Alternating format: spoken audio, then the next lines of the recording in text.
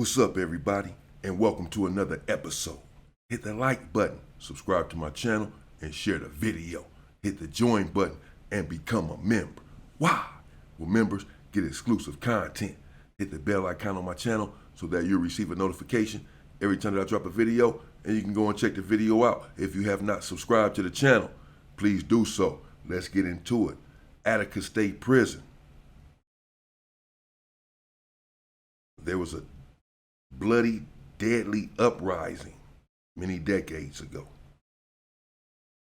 The prisoners were protesting conditions there in Attica. Many of you know about this uprising, about this,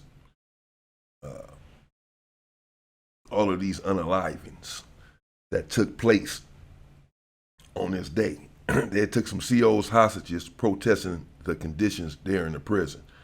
Mostly black inmates. What a lot of people don't talk about is the fact that these black inmates were inspired by Comrade George Jackson and inspired by his death, which had taken place a month earlier in September of 1971.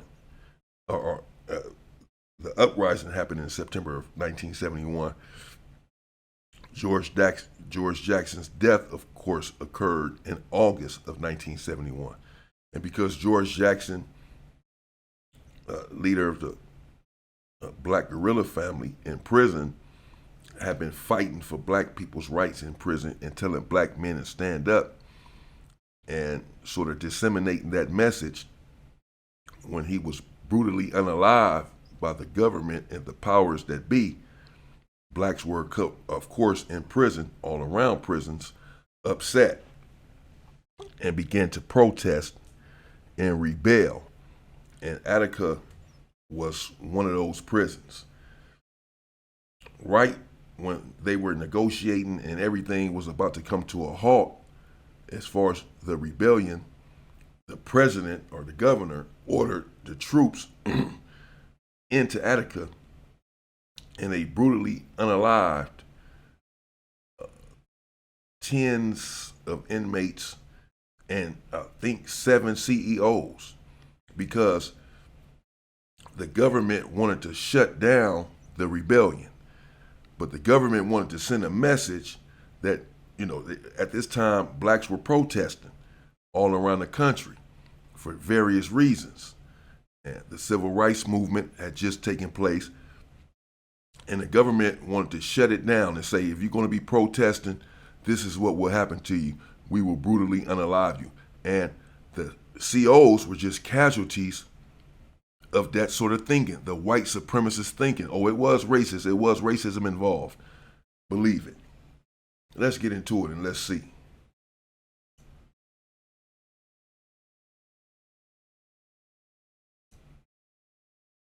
This is Democracy Now!, democracynow.org. I'm Amy Goodman. Today, we spend the hour marking the 50th anniversary of the deadliest prison uprising in the history of the United States. A state cover-up of the mass killing began that day. A state cover-up of the mass killing began that day. You're going to see the cover-up. This is what the police do. Like when they brutally unalived George Floyd, they covered it up and said that he was resisting and that he died from something else. And if there had not been videotape of it, the truth would have never came out. This is what they do. We will air long-suppressed testimony of survivors who were tortured by guards and speak with one of the survivors, as well as a negotiator and a filmmaker who helped uncover what really happened. And a warning to our listeners and viewers, today's show will include graphic, painful, brutal descriptions and images. Yes, 50 years ago today, September 13th, 1971, New York Governor Nelson Rockefeller waged war on the men held in Attica State Prison in western New York, ending through a haze of tear gas. Police opened fire, killing 29 prisoners and 10. In all, there were 43 deaths. This is a trailer for the new documentary called Betrayal at Attica on HBO Max that examines the hidden history of what really happened in the Attica uprising through the men who lived it, the Attica brothers, and their defense attorney, Elizabeth Fink, who died in 2015. The film draws on an archive of evidence that was once owned by Liz Fink, available now for the first time. I stole all this stuff. I shouldn't say that. I expropriated it from them as the chief counsel for the prisoners who were the plaintiffs.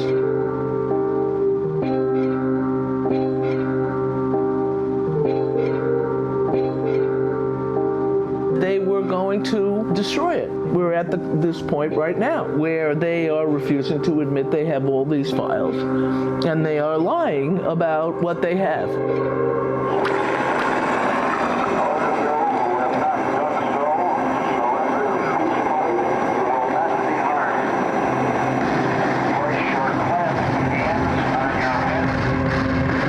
It's all going to be blown up because I took it all, and also because of you. In the documentary Betrayal at Attica, prisoners describe how they were tortured when the uprising was brutally suppressed. These are actually deposition interviews from the 1974 civil suit against the state of New York filed by the Attica brothers' legal defense. In this clip, Frank Big Black Smith, who became a spokesperson of the prisoners and helped protect the hostages as well, describes what happened to him. A warning. His answer and the images that accompany it are graphic, brutal, emotional. I was made to crawl after I was knocked to the ground, pushing, kicking, calling me all kinds of stuff, telling me to walk, telling me to run, drug, drag. And where did they take you? They took me to... Oh, no, they wasn't calling them all kind of N-words. There's no racism in America. What is wrong with this? He's making this, there's no racism in America. Calling them all kind of N-words, kicking them, telling them to get up. Most of the people that were brutally unalive were black. Nelson Rockefeller sent them in there because they were black, and he wanted to send a message to the civil rights movement and black people that were around the country protesting. Another government sanctioned mass unaliving. Welcome to America.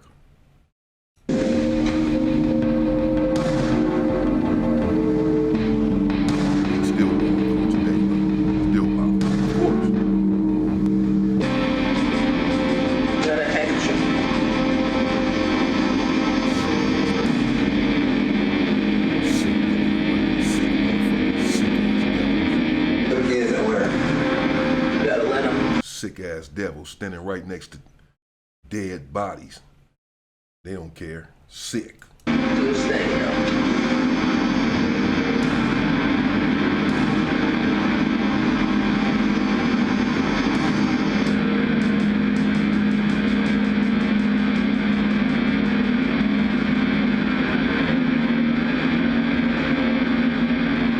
Want a break?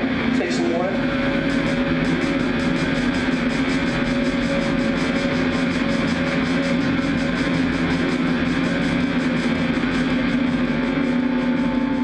Took me and they made me lay on the table in the yard, and they beat me in my nuts. They threatened me and dropped cigarette butts on me, and hot shells on me, and spit on me. Oh, I'm sorry. What was that? Shells. Okay. Telling me they was gonna cut my testicles, my genital out. Told him they was going to cut his testicles off, so they was kicking him in the nuts. That's what we call penis envy. That's penis envy. You know, they've been known to do this back in the days when they were lynching black men. They would cut off their genitals and keep them as souvenirs. Envious, mad. You know, because they shit is so small, they mad. That's why they kicking him in the nuts, bro. Trust me, it's penis envy. I'm telling you. Sick motherfucker. It ain't our fault.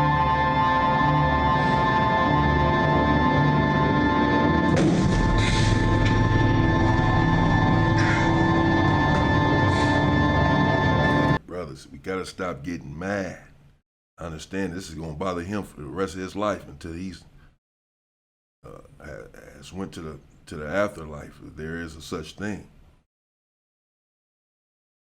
children. So I'm not saying that he should not be emotional. I would imagine I would be going through the same thing, going through what he went through, being so denigrated and humiliated and dehumanized by these sick people. But you know, we can't always sit back and cry about it years later. We just have to get retribution, go an eye for an eye, do the same damn thing to them. That's what was happening to me. Yeah, how long that for? Long time, 3 to 6 hours, all day. Was a football on your Under my chin, yes. All day? Yes, All day. yes. The shells were on your chest. Off and on, I move and try and get them off me, and the cigarettes off me. A bunch of times being beat, calling a bunch of names because my legs was dead. They was numb, I couldn't walk. They finally drugged me and threw me in the hallway, and I had to go through the same thing everybody else was going through because I was about the last person out of the yard. They made me run through a gully. That was Frank Big Black Smith, who survived the brutal state suppression of the 1971 Attica uprising 50 years ago today. In a clip from the new documentary Betrayal at Attica, which brings to light new evidence about what really happened. Big Black said the officers put a football under his chin and told him if it dropped, they would kill him. He went on to fight for justice in a civil suit for prisoners and also push for compensation for the guards' families. Big Black died in 2004. For more, we're joined by Tyrone Larkins. He was incarcerated in upstate New York's Attica prison at the time of the uprising. He was 23 years old. He was shot 3 times. After 29 years of incarceration, Tyrone was released via parole in 1997 with a college education through Marist College. He's also featured in a Showtime documentary, brand new, called Attica by Stanley Nelson, which just premiered at the Toronto International Film Festival. Tyrone Larkins, welcome to Democracy Now! This is a painful time, I'm sure, for you, even now, half a century later. Can you start off even before September 9th, 1971, when the prisoner rebellion began, and describe the prison conditions at Attica and the political climate at the time? What led to this uprising? Give me a second. Hearing the overview of Frank's voice and what happened, wow. It took me back 50 years ago today. Let's make note that this happened exactly 50 years ago today on a Monday morning. And as I was on my way to where I was going to do this taping at, I seen a cloudy sky, and it reminded me of September 13th, 1971. I'm a little discombobulated now, but I am ready to go. And your question was, how did it all start? Am I correct? Yes. How did it all start even before September 9th, the beginning of the prisoner uprising? Okay. I got to Attica. I was transferred to Attica in January 1971 from Sing Sing, Oslink, which is known now as Oslink Correctional Facility. And when I got into Attica, I seen that this was, from the time I got off the bus, me and about 40 other people that was transferred, seen that this was the roughest place I've ever seen in my life. The only time the prison guard spoke to us was to give us a description of the institution, to tell us when you they bang on the wall once with their stick, it means go. And when they bang on the wall with their stick twice, it means to stop. And that basically was the extent of the conversation. You can feel the roughness and the tightness of the facility in the air. After coming from Sing Sing, which was relatively I wouldn't say open, but a little more humane.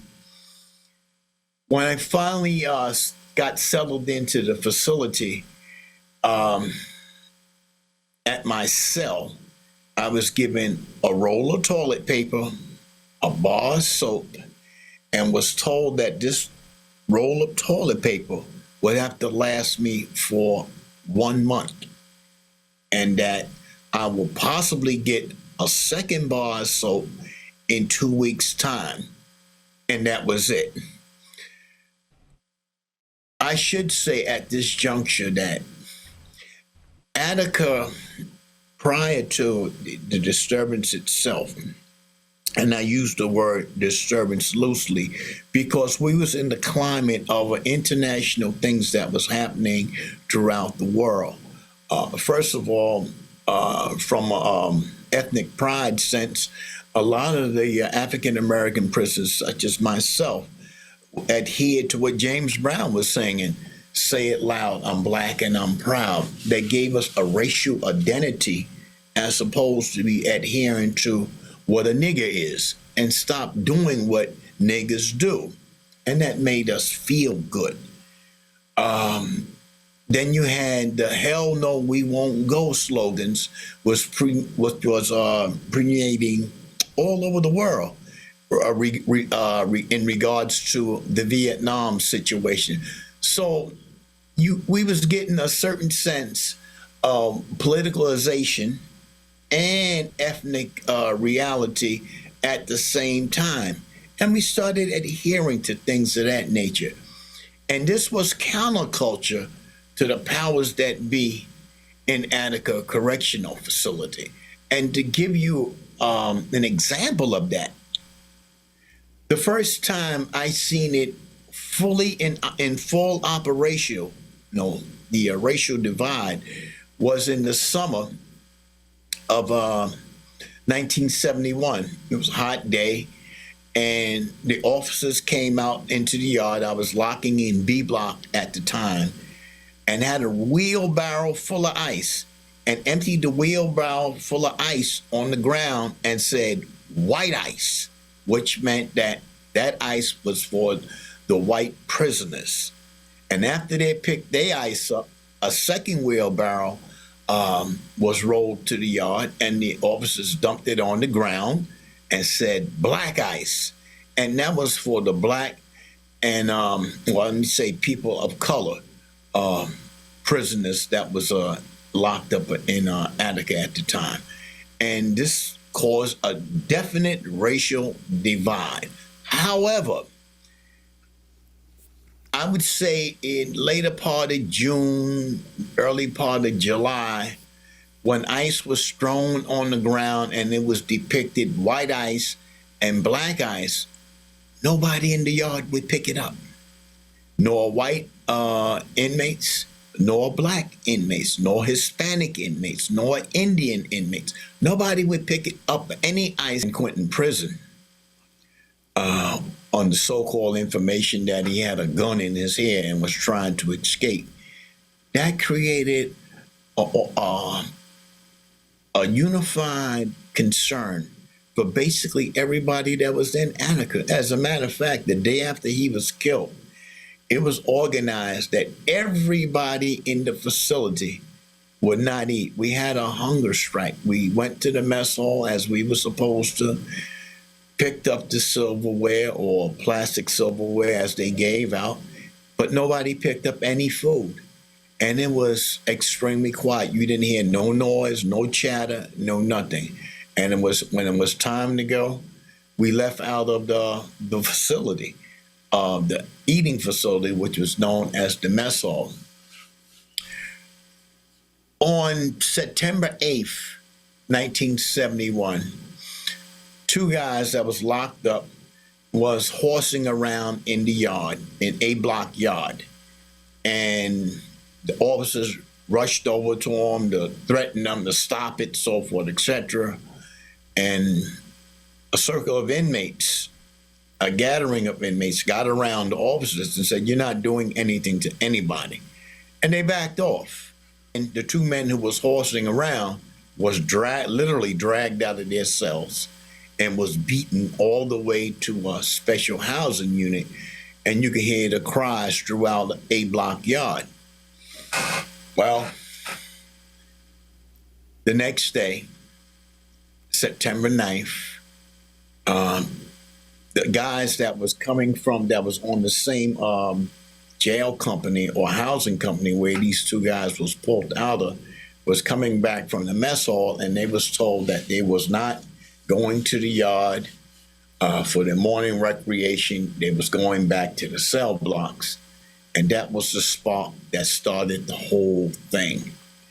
And they took control of A block, and they took control basically of the facility. I personally was locking in B block and was working in the metal shop. And the next thing I know, I seen guys from A block, B block, C block in the metal shop. And I knew it was a full scale, what do we call it, a prison riot.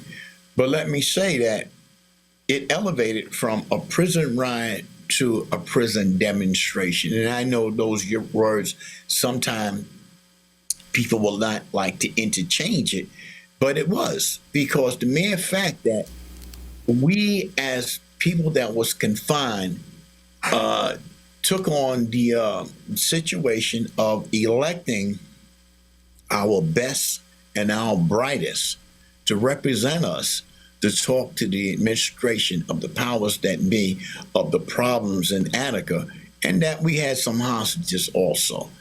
And we adhered to all the factors that was involved. There was no problem in that yard. And sooner rather than later, we had observers come in, because we asked for people from the outside to come into the prison itself. And their level of participation ratchet up from being an observer to being our negotiators with the powers that be. Well, now, we know that didn't work out too well because of what happened on Monday, this Monday, 50 years ago, exactly on the 13th, exactly on a Monday, the 13th, September 13th, 1971. I woke up in the morning after a fitful night of sleep because a mist and a rain came, and it was a mist and a rain over the yard that morning. And the next thing I know, I guess it was 8:30, 9 o'clock, I heard a big helicopter hovering, and I seen it hovering over the yard, and the announcement came, put your hands on your head, lay down, you will not be harmed. And there was some gas that they released from this helicopter that literally knocked me to my knees, and it cleaned my sinuses out. But at the same token, the ground all around me was jumping and shaking. And I'm thinking I was in some type of movie or something, but what was jumping and all around me was bullets. And I took 3 shots. And I fell out, but then I regained my consciousness. So in other words, they're saying, put your hands up, you will not be armed, but they're arming them anyway. They're shooting them. They're unaliving them, even though some people are, everyone's trying to surrender. At this point, the National Guard has come in, the troops are coming in shooting. They're all throwing their hands up. You see the video. They're throwing their hands, they're surrendering. They're still gunning them down. Sounds familiar? Somebody, there was a correction officer or a state trooper, was kicking me in my side, and I was told, get up and start crawling, and let's go to the exit to A block door. And once I got literally thrown into A block yard by correction officers or National Guardsmen or state troopers, I don't know who it was, I was thankful to see that there was people with stretchers that came and grabbed me by the nape of my neck and pulled me out of a crowd of other individuals who was laying on top of me and on the side of me, and put me on a stretcher and took me out the yard. We're going to, Tyrone, I'm sorry. We thought at this moment we would play a clip from Betrayal at Attica, which Yes. is the actual video depositions of prisoners like yourself and what happened to them after the state troopers opened fire, killing 39 men, among them prisoners and guards. These clips are extremely graphic, and so are the images it shows. In 1974, Attica Brothers Legal Defense filed a $2.8 billion civil suit against the state of New York for damages on behalf of 1,281 inmates. After years of delay by the appointed judge, pretrial discovery depositions got underway in 1991. These tapes are from that deposition. They have never been available to the public. George Alexander Schultz, Jr. Do you recall where you were on the morning of September 13, 1971? Yes, Where were you? in Attica's prison. I was hit. I was kicked in the side, the back, and the buttocks. My head was into the dirt. I was kicked in the side, I was kicked in the hip, kicked in the back. Any inmates being kicked in a yard? I don't recall that. I was hitting testicles. By what? Shotgun. Can you tell me about how many times you feel you were hit during that? I couldn't really say. All I knew, I was hit. What? You know, when you hit like that, you're not trying to count. You know, you're scared to death. I wetted on myself. I was hitting the head, the back, my arms, trying to block, and the lip. Lip? Face, yes.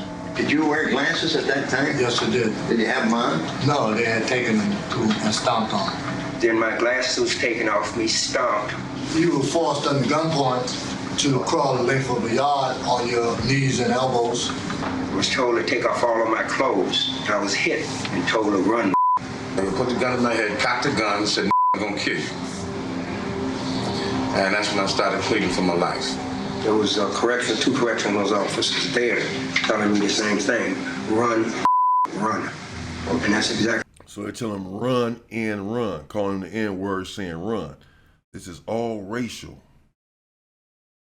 Again, Nelson Rockefeller ordered the troops in when they were about to resolve this diplomatically, because he wanted to send a message to the civil rights movement, even the civil rights movement that's on the street. He wanted to send a message to prisoners, to black prisoners, because George Jackson had just protested, had just unalived the COs. He was just brutally unalived a month before. So they saying, yeah, we tired of you black people doing all of this shit. You're unaliving our COs. Y'all got this black guerrilla family thing going. You know, y'all stay in y'all place. See, they threatening to blow their heads off. Instead of hitting them in the nuts and all this. Because they're mad that their penises are so small. So they call that penis envy. I'm just telling you what it is. That's why you always see them in the past, as I said, cutting off black men's penis, keeping them for souvenirs. Here, they're all describing being hit in the testicles with a shotgun and all this. They're trying to damage their penis because they're so mad. That's what I did. And I was told when I hit this door with this stick, you better start moving. And when he hit the door, I started moving. Did you hear what kind of language was being uttered in that yard? Emphatic language, get over there, get down, move along, that sort of thing. Did it have after it words such as and you said, get down there? No, I didn't hear that. If I did, I'd report it to you. So these were testimony and depositions. Tyrone Larkins, it is utterly painful. And in the documentary Betrayal at Attica, it goes on and on what happened to these men, and of course, also your story that we're hearing today. Yes. Yes. After going to the hospital, well, actually, I laid on the stretcher with quite a few individuals in the yard that was between the giant wall, the hospital, and special housing unit. And as I was coming in and out of consciousness, because the pain was great. The pain was great. I seen a line of men that was being escorted or ran like cattle and being beaten by sticks naked, going to a special housing unit, which is called HBZ. And at the last one I seen one guy, he fell, and a bunch of correction officers was over him and beating him until he got up and continued to run, I should say. I'm sorry, I'm a little emotional and my words maybe get a little jumbled because I'm going directly back 50 years. And then I was taken to the hospital. And I thank God for that because the medical personnel that took care of me, it was a doctor, I forget his name. I know he mentioned it. And he said he was from Myra Memorial Hospital. And he told me, look, I'm going to try to fix you up, but let me look at the extent of your wounds and see what can be done to see if you need to go to the outside hospital or if I can do local procedures here. Well, I guess he felt that he can do the local procedures there in Attica because I was taken immediately up to the hospital ward. And they started the preliminary examinations, things of that nature, and started the repairing or the rebuilding of myself. Tyrone Larkins, we're going to break, and when we come back, we're going to be joined by one of the negotiators. Many believe if the negotiators had been able to continue their work without New York Governor Nelson Rockefeller calling on the state troopers to open fire, this could have resolved peacefully.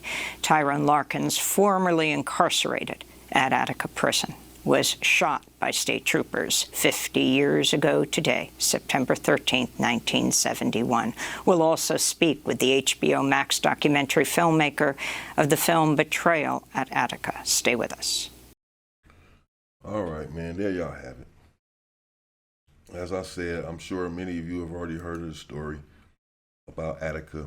If not, there you have, and you have some more details for those who may have heard of the story but didn't really know what was going on. I've known about this story for some time now. I've been wanting to do this story. I still haven't done the story the way I want to. I want to get into why they were rebelling, why they took the COs hostage, and why Nelson Rockefeller ordered the invasion. And then the cover-up, which is what the police are known to do. They unalive you and then cover it up. This is age old. They tried to cover this whole thing up. It's crazy, you know. So they unalived 39 people, 29 inmates, and 10 COs. They didn't care. They were just casualties of war. The COs are just casualties of war. We're going to brutally suppress this rebellion and send this message to the black community that should you continue to try to rebel and fight for your rights, this will be the outcome. You may say, well, what does the civil rights movement have to do with prison? You don't understand then. He just explained it. I already knew it. I mentioned George Jackson. I never saw this. I watched it with y'all. I like to watch these videos as y'all watch them and just react to them authentically or whatever. So I didn't see it beforehand. But I already knew that George Jackson and his way of thinking had an influence on this rebellion. I'd already studied this rebellion some years ago. I knew this. And he just alluded to that. Tyrone Harkins or whatever his name was, he just alluded to that himself. And was talking about the civil rights movement and all of that. And so Rockefeller, again, all of this is going on at this time. George Jackson allegedly had just unalived multiple COs, him and his crew. George Jackson was then brutally put down. He was then brutally unalived by the government, by the powers that be. They now hated George Jackson. Geronimo Pratt spoke about this in his book. That when he got to San Quentin, or Soledad, that the police were on him because of his connection with George Jackson, or the connection that they thought that he had with George Jackson, that they hated George so much after his death because of him pushing this black guerrilla family, pushing black power, and then ultimately unaliving multiple COs. And so this is the atmosphere at Attica. The blacks are rebelling because they feel like they're not getting, they're getting a roll of toilet paper that's supposed to last for a month, and a bar of soap that's supposed to last for 2 weeks. They're being dehumanized on this yard. You see what he said? They bringing out buckets of ice, throwing it out there on the yard, talking about the whites get theirs first. This is in prison. And they're causing racism and separation and segregation. And so when mostly blacks rebelled and took the COs hostage, trying to fight for their rights, Rockefeller decided if he negotiates with them, if he negotiates with these people, and then actually concede some stuff to them, actually give them some of their rights, then prisoners in every prison, they're next. They're going to be doing the same thing, taking COs hostage and talking about we want our rights. So he said, I have to brutally suppress this. I'm sick of black people fighting for their rights in prison and outside of prison. Now they're listening to George Jackson. Now they want to rebel. The civil rights movement. I'm finna shut all this down and show you what happens when you rebel and when you protest, when you fight for your human rights, not just your civil rights, but your human rights. This is what we will do. This is what this was about. This was a brutal suppression to send a message to the civil rights movement. You see what they calling them N-words, hitting them in their testicles, beating them, putting guns to their head, threatening to blow their heads off.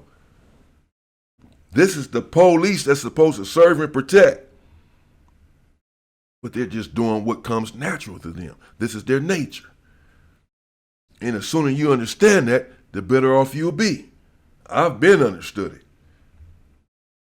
Sick motherfuckers. I'm going to get into more about this Attica situation. I'm going to break it down a lot more than what I just did. Soon. Shit, man. This shit is emotional. Brothers going through this shit. I'll be back.